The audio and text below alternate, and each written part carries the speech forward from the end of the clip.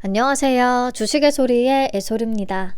네, 이번 주는 A텀의 수요 예측 결과와 함께 최종적으로 마무리를 짓겠네요. 자, 기업 내용부터 해서 수요 예측 결과까지 한 번에 이어서 보도록 하겠습니다. A텀은 트랜스 제조 기업입니다. 트랜스는 교류 전압을 전자기기에 맞는 직류 전압 및 필요한 전류로 바꿔주는 역할을 하고요. 그래서 전기가 사용되는 모든 제품들, 스마트폰 충전기나 TV 등등의 더 필수적인 부품이라고 합니다. 우리가 해외여행을 갈 때 챙겨가는 돼지코가 대표적인 트랜스 중에 하나죠. 한국은 220V를 사용을 하는데 미국이나 중국, 대만은 110V를 쓰고 있어서 전압을 바꿔주는 트랜스가 필요한 거고요. 이런 역할이 전자제품 내에서도 다 필요하다고 하네요. 자, 그 중에서도 A텀이 직접 개발한 평판형 트랜스는 기존 제품 대비해서 성능이 더 우수하다고 하는데요. 그 차이는 만드는 방식에서 비롯됩니다.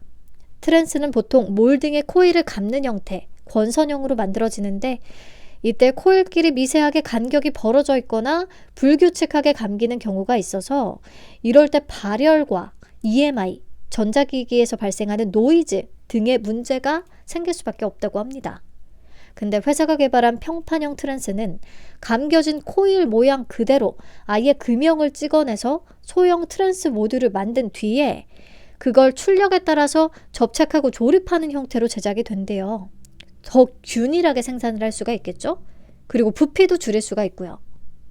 그리고 전력 안정성이 더 높아진 것이 특징이라고 합니다. 특히나 발열과 EMI 문제에서도 권선형에 비해서 효과적인 제어가 가능하다는 거, 요게 좀 큰 장점이라고 할 수가 있겠죠. 이런 관련 기술들은 특허로 등록이 되어 있어서 2036년까지 독점적인 사용권을 보호받을 수 있다고 하네요. 자, 얘기했듯이 평판형 트랜스를 사용을 하게 되면 크기가 획기적으로 줄어든다는 장점이 있습니다. 그래서 스마트폰 고속 충전이나 TV, 노트북 등등이 계속 슬림화되고 있는 이 추세에 맞춰서 평판형 트랜스 매출이 꾸준히 더 늘어날 것으로 전망이 되고 있습니다.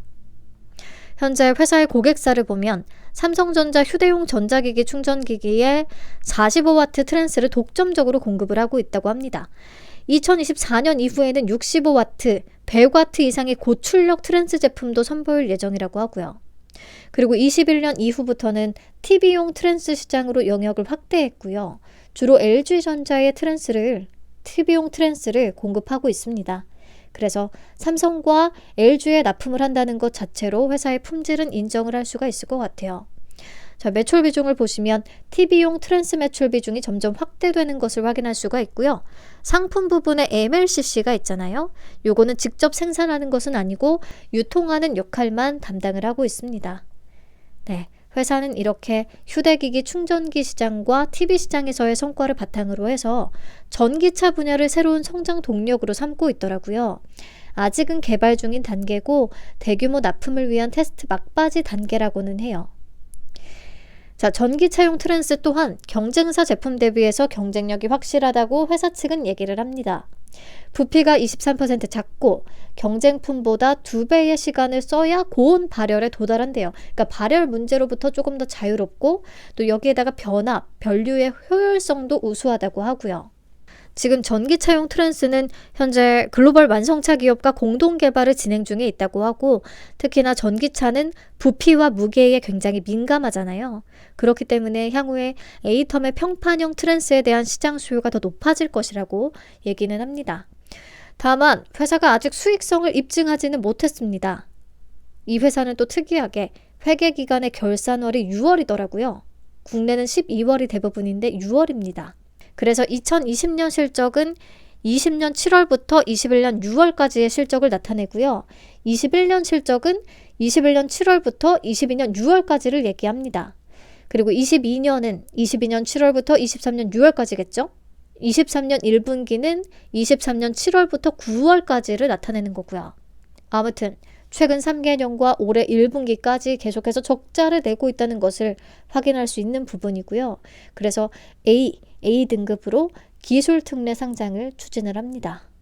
그렇다면 공모가 산정을 어떻게 했을지가 뻔한 거죠. 미래 추정치를 끌었었을 거잖아요. 25년 추정순이익을 기준으로 했더라고요. 25년 7월에서 26년 6월까지의 추정치를 20% 할인율로 현가화시킨 값을 적용을 했습니다. 그렇기 때문에 하단 기준의 할인율이 42.56%로 높은 편이라고 해도 공모가에 대한 반응이 안 좋을 수밖에 없어요. 파도의 영향이 아무래도 굉장히 크겠죠. 당분간 이렇게 미래 추정치 기반의 공모가는 기관 입장에서든 거래소 입장에서든 보수적으로 평가할 수밖에 없다고 보고요. 우리 입장에서는 그래도 잘된 일이라고 생각이 듭니다. 그럼 수요 예측 결과를 확인을 해보죠. 경쟁률은 136.45대 1을 기록합니다. 705개 기관이 참여했네요. 참여도는 당연히 부진한 친구들과 견줄 수밖에 없겠죠. 이 중에서 동인기업보다는 참여 기관이 많았고 에코아이보다는 낮았다. 이 정도로 보시면 되겠고요. 신청가격 분포표를 보면 공모가 밴드는 23,000원에서 30,000원 제시했거든요. 지금 하단 미만의 비율이 건수 기준 73.48%, 수량 기준 81.08%로 가장 높습니다. 압도적으로 높아요. 그래서 공모가는 하단보다 추가 할인이 이루어질 수밖에 없었던 거겠죠. 5,000원 더 낮은 18,000원에 확정을 해줍니다. 어쨌든 하단보다 할인이 됐기 때문에 여기에서 어떤 반전 포인트를 찾을 수가 있을지 그것을 체크하는 게 중요할 것 같아요. 자, 의무보유 확약 비율은 건수 기준 0.71%, 수량 기준 0.43%로 형편없습니다. 네, 그래서 수요 예측 결과는 매우 안 좋다라고 봐야겠고요. 공모 개요 다시 체크를 해보죠. 공모가가 18,000원에 확정되면서 공모 금액은 약 117억 원, 시가총액은 약 962억 원, 작은 사이즈로 상장을 하게 됐습니다. 청약은 21일부터 22일까지 진행되고요. 환불까지 이틀이 소요되죠. 그리고 상장은 12월 1일로 예정이 되어 있습니다. 오랜만에 하나증권의 단독 주관이고요. 자, 신주모집 100%로 진행이 되고 우리사주 조합에 배정된 물량은 없습니다. 상장일에 유통 가능한 물량은 25.21% 정도가 되거든요. 이 중에서 기존 주주의 비율이 13.05% 정도가 존재하고요. 근데 장점, 공모가가 낮아진 덕분에 유통 가능 금액이 200억 원대까지 떨어졌어요. 약 243억 원. 가볍기 때문에 약간 매력적인 조건이 됐습니다. 그리고 기존 주주는 FI들, 소액주주 조금 다양할 것 같은데 회사의 유상증자 발행가액을 쭉 정리를 해보니까요. 2020년 8월, 10월에는 18,119원, 2022년에는 2만원, 2023년 가장 최근에는 18,000원 이렇더라고요. 그러면 공모가 18,000원 대비해서 더 높은 수준이었다는 거잖아요. 그래서 저는 여기에서 수익 가능성을 보긴 했습니다. 네, 이 밖에 미행사 주식매수 선택권 45만 2,740주가 존재하긴 하는데요. 이 중에서 27만 920주는 행사 기간이 도래했기 때문에 즉시 행사가 가능합니다. 행사 가격은 7,175원. 네, 공모가 비해서는 2분의 1 수준도 안 되긴 하네요. 그래서 행사 가능성은 좀 클 것 같습니다. 네, 여기까지 우선 정리를 하면 수요 예측 결과는 경쟁률이며 가격 분포표며 확약까지 해서 전부 다 처참한 수준인데요. 이로 인해 공모가가 밴드 하단보다 22% 추가 할인이 이루어지면서 유통 가능 물량 측면에서의 장점이 생겼어요. 유통 가능 금액이 약 243억 원, 시가총액도 약 962억 원으로 1,000억 원 미만이라는 거. 그렇다면 기본적으로 유통 가능 금액이 200억 원대였던 종목들은요. 최근에 BI 매트릭스를 제외하고는 전부 다 고가 기준 100% 이상을 찍었었다는 거. 그리고 수요 예측이 부진해서 하단 미만으로 공모가를 확정했던 최근의 공모주들을 살펴보면 전부 다 고가 기준 수익 구간이 나왔다는 거. 특히 이 중에서 사이즈가 가장 비슷했던 건 오픈롤이거든요. 유통 가능 금액이 200억 원대이고 시가총액이 900억 원 후반대. 근데 오픈롤이 고가 기준 210%를 찍었어요.